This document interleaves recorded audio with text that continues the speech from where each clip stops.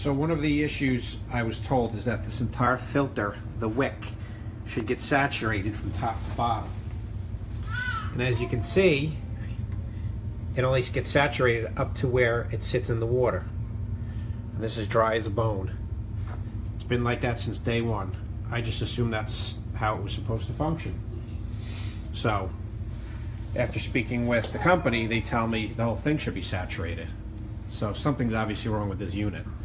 Also, not sure if this plastic piece is supposed to be loose. That could possibly be an issue as well. So now I'm waiting to hear back from them. We'll see what happens.